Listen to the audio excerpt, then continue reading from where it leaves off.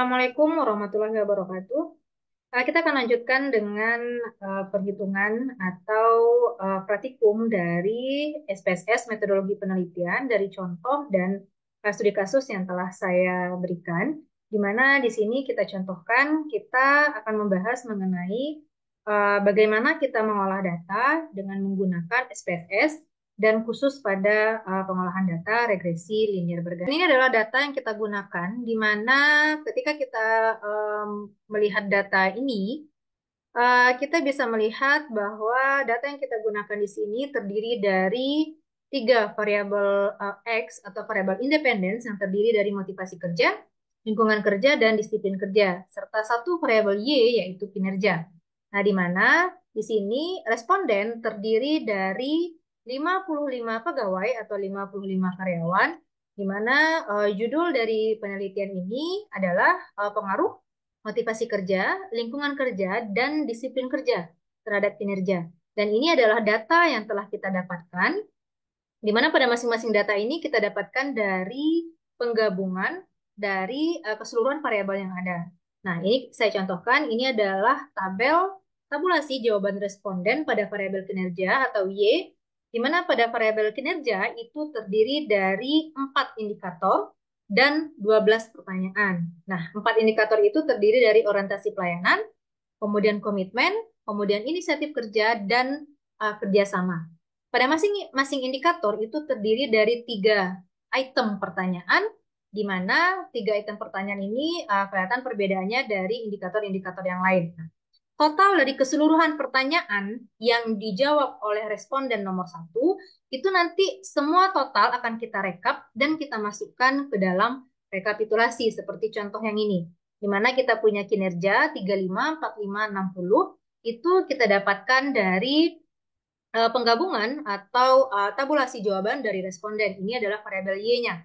Dan variabel X1-nya kita bisa melihat ini adalah indikator dari motivasi kerja, di mana motivasi kerja itu terdiri dari 3 indikator, yaitu kebutuhan akan prestasi, kebutuhan akan afiliasi, kebutuhan akan kekuasaan. Di mana pada variabel motivasi, di mana ini adalah variabel X1, atau variabel bebas, atau variabel independen, yang terdiri dari 3 indikator dan terdiri dari 9 pertanyaan. Di mana pada nomor responden nomor 1 itu total jawaban terdiri dari 21 total jawabannya. Dan begitu juga halnya dengan X2, di mana X2 pada penelitian ini adalah variabel lingkungan kerja, di mana pada variabel lingkungan kerja ini terdiri dari kita memiliki di sini 9 indikator dan 27 item pertanyaan. Sehingga dari responden nomor 1 kita mendapatkan total jawaban yaitu sebesar 111. Dan begitu juga dengan halnya X3, di mana X3 itu adalah disiplin kerja, di mana disiplin kerja terdiri dari 3 indikator, yaitu kehadiran, kemudian ketaatan pada peraturan kerja, ketaatan pada standar kerja, di mana dari 3 indikator ini didapatkan ada 9 pertanyaan. Nah, begitu juga halnya dengan nomor responden nomor 1, itu jawaban totalnya dari keseluruhan pertanyaan dari X3 adalah 27. Nah, semua total ini kita masukkan ke dalam rekapitulasi seperti ini. Ada X1, ada X2, ada X3, dan Y.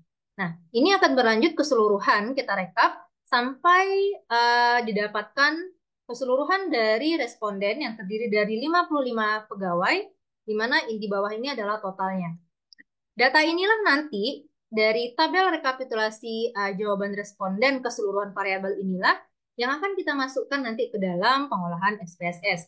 Berarti ini datanya. Kita membuka SPSS, maka akan layar tampilannya akan seperti ini. Perhatikan di 2 data di bawah ini. Pertama ada data view dan variable view. Kemudian yang di atas kita memiliki banyak pilihan-pilihan untuk akses SPSS. Artinya layar SPSS kita telah siap untuk digunakan. Nah, pertama sekali yang kita gunakan adalah kita klik variable view, kemudian kita mengisi nama atau name ini dengan variabel-variabel yang kita gunakan pada penelitian. Ingat, kita memiliki X1 atau variabel bebas kita tadi adalah motivasi, Kemudian kita memiliki X2, kita adalah lingkungan kerja. Tapi ingat, ketika kita menuliskan name atau nama variabel pada SPSS, itu kita tidak boleh menggunakan spasi. Nah, di sini saya contohkan ketika kita menggunakan spasi, maka akan error atau akan terjadi variable name contains an illegal characters. Jadi di sini caranya adalah ketika kita menuliskan, ketika variabel itu terdiri dari dua kata, kita membuat underscore di bawahnya lingkungan kerja. Karena kalau menggunakan spasi tidak akan terbaca oleh SPSS-nya. Nah, kemudian X3-nya kita memiliki di sini disiplin kerja underscore. Nah, Y kita memiliki kinerja,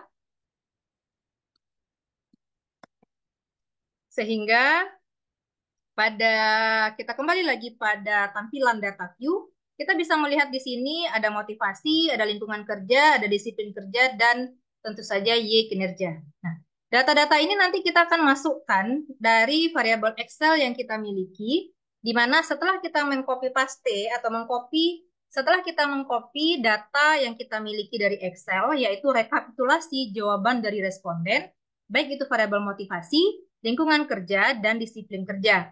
Sehingga di sini kita akan mempastikan data yang kita ambil dari Excel tadi, yang terdiri dari 4 variabel, kemudian dengan jumlah respondennya sebanyak 55. Data ini kita pindahkan ke dalam SPSS, setelah itu kita siap untuk mengolah datanya, di mana di sini pertama kita klik Analyze, kemudian kita ambil Regression, kemudian kita ambil Linear, sehingga tampilan yang ada pada layar kita akan terdiri seperti ini. Dan ingat, sebelumnya mahasiswa harus paham dengan apa itu variabel dependen dan apa itu variabel independen. Ingat, variabel dependen adalah variabel terikat atau variabel Y pada penelitian kita. Variabel independen adalah variabel X atau variabel bebas pada penelitian kita. Sehingga pada kotak independen kita klik kinerja, kita masukkan ke dalam, kemudian motivasi kita masukkan ke dalam, lingkungan kerja kita masukkan ke dalam kotak independen, kita klik disiplin, kemudian kita klik tanda panah untuk berpindah ke data independen. Nah, sebelum kita mengolahnya, jangan lupa untuk kita klik statistik, kemudian kita klik part and partial correlations. Kenapa? Karena dalam pengolahan part and partial correlations, nanti kita akan membutuhkan tabel datanya untuk menghitung pengaruh secara parsial pada tabel part and partial correlations. Kemudian kita klik continue. Oke. Nah, ini adalah hasil dari output SPSS kita, di mana kita membutuhkan 3 tabel yang dihasilkan oleh SPSS, yaitu model summary, kemudian ANOVA, kemudian koefisien. Pada data model summary, kita membutuhkan nanti data R-square, di mana data R-square nanti akan digunakan untuk melihat besarnya pengaruh dari 3 variabel bebas, yaitu X1, X2, X3 terhadap variabel terikat, yaitu Y-nya. Jadi didapatkan di sini besarnya pengaruh motivasi, kemudian lingkungan kerja dan disiplin kerja terhadap kinerja pada dinas tersebut, yaitu sebesar 51,9%. Kemudian tabel ANOVA nanti kita akan membutuhkan tabel ini, atau data yang kita butuhkan adalah kita membutuhkan F-nya atau F hitung, dan juga SIG untuk melihat nanti apakah variabel-variabel tersebut secara simultan memiliki pengaruh terhadap antara variabel X dan variabel Y.